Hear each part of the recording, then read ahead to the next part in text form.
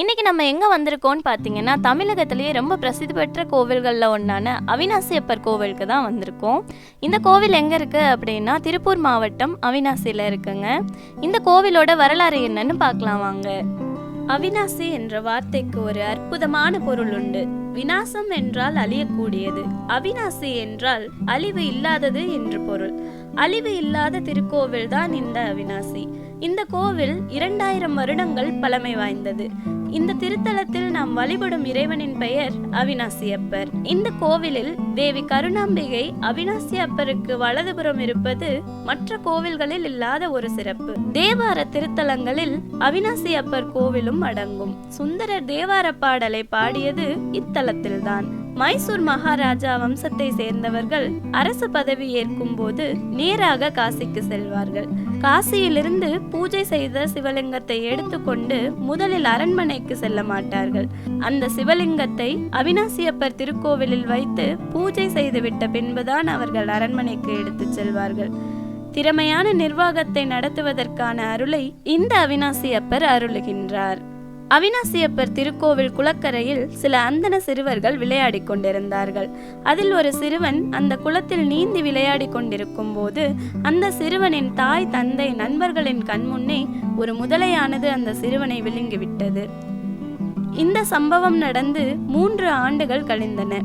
அந்த சமயத்தில் இறைவனின் நண்பனான சுந்தரமூர்த்தி நாயனார் அந்த ஊருக்கு வருகை தந்தார்.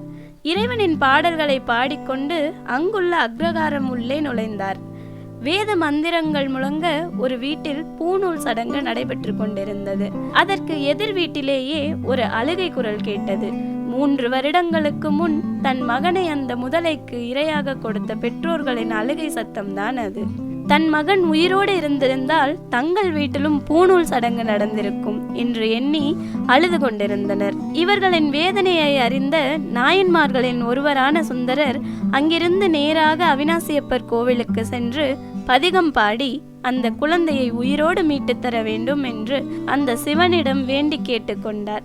சுந்தரரின் வேண்டுதலுக்கு செவி கொடுத்த இறைவன் அந்த முதலைக்கு 5 வயது உடைய சிறுவன் 3 வருடங்கள் கழித்து 8 வயதில் எப்படி இருப்பானோ அந்த தோற்றத்திலேயே அந்த பாலகன் முதலை வாயிலிருந்து வெளிவர வேண்டும் என்று கட்டளையிட்டார். அவினாசியப்பரின் கட்டளையின்படி அந்த முதலையும் அந்த பாலகனை வெளியே விட்டுவிட்டது. அந்த பாலகனை முதலை வாயிலிருந்து மீட்டு தந்தது இந்த கோவில். யமன் வாயில் சென்றவனை கூட இந்த தலம் மீட்டு தரும் என்பது இதன் பொருள். நீண்ட ஆயுளை கொடுக்கக்கூடியவன் அந்த அவினாசியப்பர். சிவபெருமானுக்கு ஆசுதோசன் என்ற பெயரும் உண்டு. ஆசுதோசன் என்றால் எளிதில் அருள் புரியக்கூடியவன் என்று பொருளாகும். அப்படிப்பட்ட இறைவன்தான் அவினாசியப்பர்.